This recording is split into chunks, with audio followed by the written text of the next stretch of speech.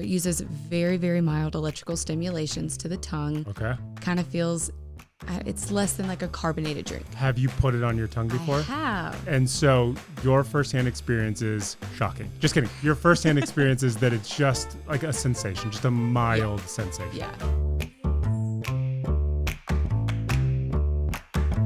Welcome to the Ask an Audiologist podcast, real audiology white papers written by real audiologists and explained to you by a real audiologist and a guy who isn't.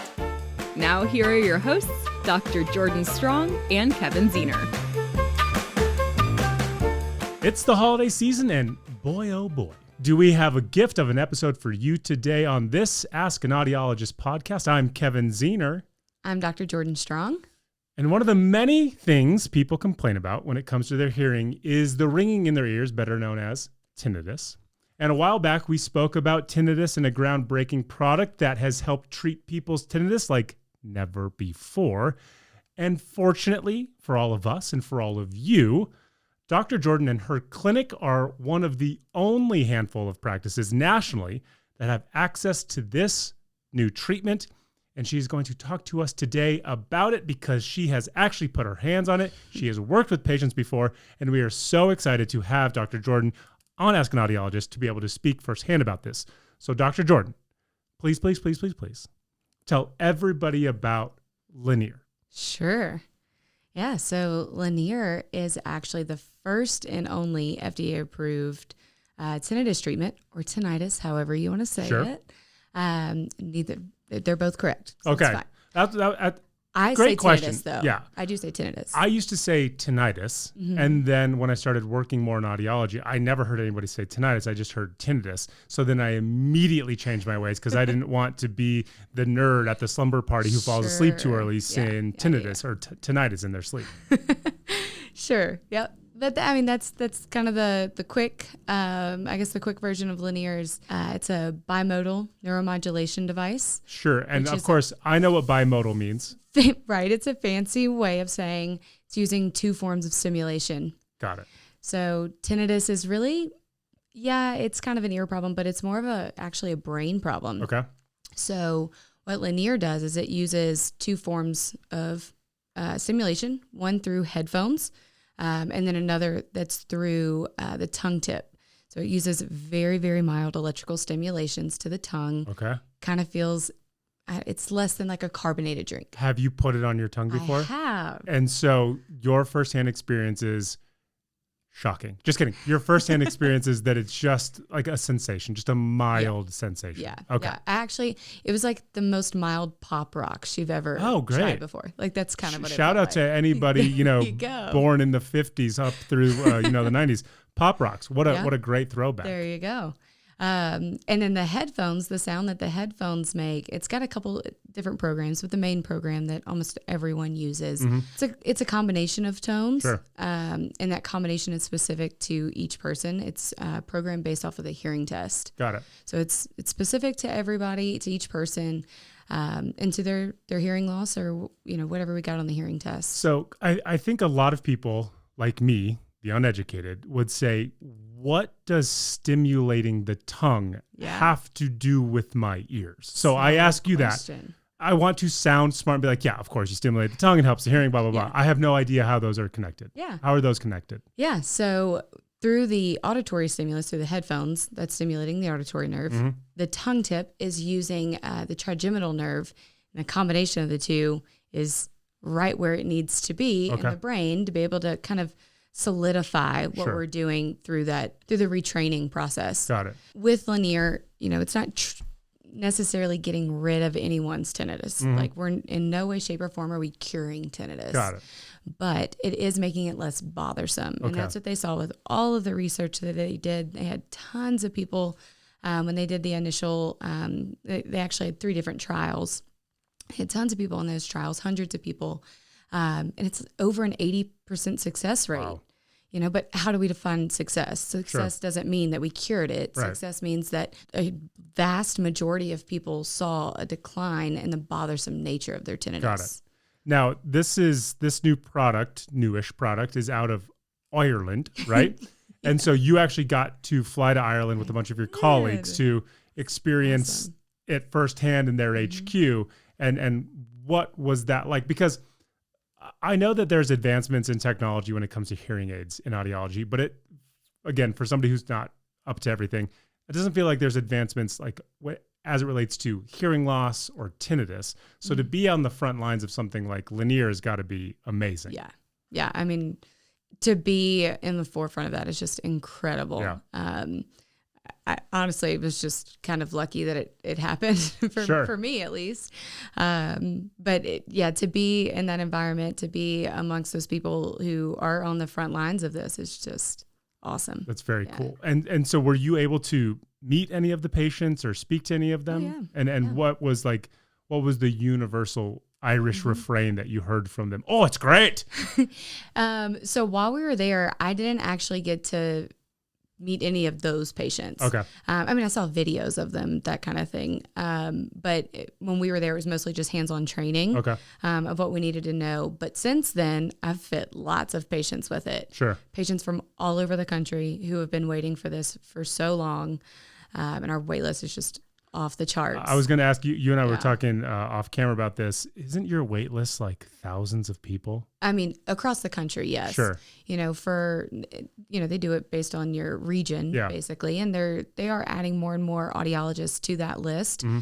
So that's helping. Sure. But there's so many people with tinnitus. Yeah. So, I mean, it's just that list is ever growing. Mm-hmm. I mean, we try to stay on top of it the best that we can, but yeah, it's a tough list to get through. How many patients a month, a quarter are you seeing where Lenire is the appropriate treatment for them? Yeah, I don't know. It kind of varies. I would say we see anywhere from 10 patients a month to maybe 20. Okay.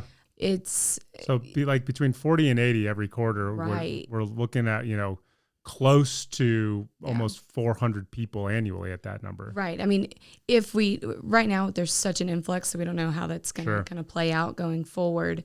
But I mean, so far so good. Yeah. It does take a little bit of finding the right or the most appropriate treatment for those patients. Yeah. Lenire is not always the answer or the correct answer at that time. Sure. It could be later. But for a lot of our tinnitus patients, they have a lot of other factors that need to be resolved first, whether that be they need to go to cognitive behavioral therapy and they need to go see a therapist to help kind of get them into the mindset in their brain to kind of get out of this like fight or flight mode so that their brain is actually better able to receive the treatment from Lenire. Yeah. Like if you're in this like pent up type of mindset, like you're not ready to receive treatment. Sure. So that's part of it. Maybe Lenire, they may have some allergy stuff that's going on, congestion, causing some of their tinnitus. That's got to be resolved. May have wax. Yeah. We need to have the wax removed, whatever that may be. And then you've got to actually look at, do we need to treat the hearing loss first? Do we need to treat the tinnitus first? Really, both of those problems are so unique. You really can't do them both at the same time. Yeah. There needs to be a little bit of a lapse. So if I'm a potential patient who has tinnitus, who's listening to this podcast, clearly we want to make sure that you go to your general practitioner or your audiologist of note before you do anything your own, because they are the professionals at hand. But what are some things that people can ask themselves to prepare to potentially be a viable candidate for Lenire, short of having tinnitus? Sure. It's really one, be mindful of your tinnitus. When you come in, be able to tell us a little bit more specifics about your tinnitus. When is it happening? Is it all the time? Is it in one ear, both ears? Does it really sound like it's kind of coming from inside your head? All of those things are really important to how we treat it and kind of getting down to the appropriate treatment for that person. So I think more than anything, yes, of course, go see your audiologist, and even more specifically, find an audiologist that specializes in tinnitus if that's what your problem is. Audiology is honestly, it's a big field. We have some audiologists that are more appropriate for like vertigo and treating dizziness. Sure. And then we have others for tinnitus and pediatrics, whatever it may be. So if tinnitus is your problem, go find a tinnitus audiologist. And I think the thing, just kind of piggybacking off what you said before, is this isn't a cure-all, right? This Correct. Isn't a miracle drug that you do it 10 times and all of a sudden that ringing sensation is gone. Correct. It helps tamp down, depending on the severity of your tinnitus, what you're experiencing. Right. I tend to use the word, I like the word soothe or calm your tinnitus. That's great. It's not, like you said, it's not a cure, but it does a pretty good job of kind of soothing the tinnitus. It's typically like a 12-week treatment. Depends on the person. Sometimes it goes a little bit over. Normally 30 minutes to an hour a day. Some people do it all at once. Some people break it up into 2 sessions. Got it. And how long is the actual treatment for that they do themselves or that they come into the clinic for? So they do it all from home. You do have to go into the office to get initially fit with the device. And I believe that most clinics are doing it the same way that our office is doing it, which is you have an evaluation. We decide if you're a candidate for Lenire. If you are, you would come back in for a fitting. I think a few audiologists have them in the clinic and they can fit you same day. You'll have to check with your audiologist.